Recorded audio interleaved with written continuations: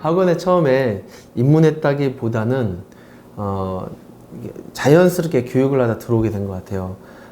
기업에서 개발 업무를 하면서 그 직원 교육을 시작하게 됐어요. 그러니까 직원이 들어와서 적응하고 또 대학에서 있던 인턴 직원들 가르치다 보니까 가르치는 부분들을 가지고 많은 분들이 당신은 가르치는 게 좀 좋겠다라는 얘기 들었고요. 또 이제 학생 때부터 과외로 학생들을 많이 가르쳐 오고 이렇게 하다 보니까 자연스럽게 가르치는 일을 좋아하게 되고, 그리고 이제 그걸 가지고 고민을 했어요. 학원에 맞을까 안 맞을까. 근데 학원 강사를 막상 해보니까 아주 적성에 잘 맞았다고 생각이 들어요. 그래서 지금까지 오게 된 것 같습니다. 네.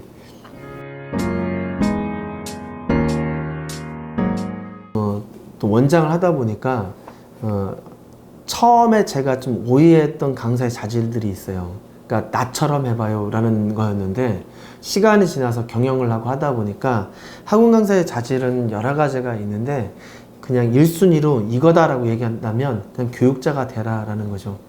교육자여야 되는 이런 기본적인 요소가 필요하고, 그리고 교육자가 되기 위해서는 가르치는 거에 능해야 돼요.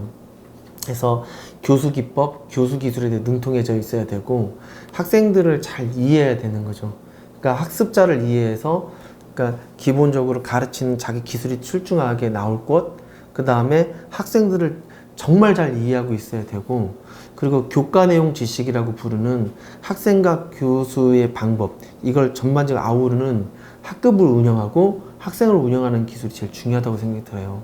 근데 그 반면에 또 아이들이 지금 사교육 참여율이나 이런 걸 보면 평균적으로 6시간 이상을 참여하더라고요. 그러니까 학교에 생활하는 것만큼 생활하는 거예요. 그러니 요즘은 학원 강사를 통해서 아이들의 정서의 영향을 다 받거든요. 그러니까 예전에는 학원 강사가 학교 교과를 보충하고 만들어주는 것만 전부였다면, 지금은 학생들의 인성도 생각하고 진로도 생각해주고 하는 생활 지도를 해서 이게 올바로 살아라라는 예절 교육, 또 진로에 대한 방향성, 이런 것을 같이 해주는 이런 게 중요한 자질이라고 보고요. 그리고 이제 세 번째로 말씀드리자면 이제 교과 전문성 같은 건데요. 그 전문가로서의 그 교육 전문가로서의 어떤 이런 능력을 좀 갖추는 거, 그러니까 뭐 입시도 좀 알고 교육에 관한 전반적인 거 알고 있으면 참 좋겠다 생각이 듭니다. 네. 일단은 교육을 하는 사람으로 해서 원장이 됐잖아요. 가장 중요한 거는 교육 경영자예요. 그러니까 원장으로서 경영을 하다 보니까 뭐가 문제가 생기냐면 교육자라는 생각과 경영자라는 생각이 항상 충돌을 하거든요. 그러니까 이게 교육자도 아니고 경영자도 아닌데, 정확히 말하면 교육 경영자라는 게 더 정확한데요. 이러려면 제일 중요한 게 전문성이에요.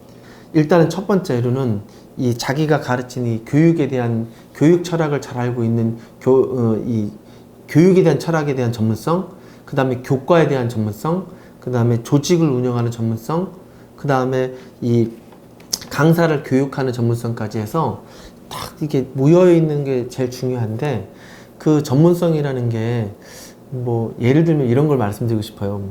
성경에 보면 다윗이라는 이 소년 다윗이 그 골리앗하고 싸우러 나갈 때 이런 얘기를 해요. 왕한테. 왕이 갑옷을 줘도 거절하면서 내가 이 물맷돌로 평상시에 곰과 사자로부터 그 양을 지켜왔다고 얘기를 하거든요. 근데 여기에 뭐가 숨어져 있냐면 15, 17살 먹은 소년이 곰과 사자를 이기기 위해서 물맷돌로 싸웠다는 얘기는 두 가지는 확실했다는 거예요. 그 곰과 사자의 약점을 정확히 알고 있었고, 그러니까 그거에 대한 전문성이 지식이 있었고, 내가 원하면 언제든 그 약점을 맞출 수 있었던 거죠. 그래서 그걸 이겼던 거라고 생각이 들어요. 그래서 그런 부분들을 저는 일단은 전문성이라고 봐요. 상대방을 알고 내가 그걸 보완해 줄 수 있는 방법, 이거 갖다가 가장 중요한 걸 그 키워드처럼 얘기한다면, 철학을 키워드처럼 얘기한다면 전문성이 가장 중요하다, 이렇게 말하고 싶습니다.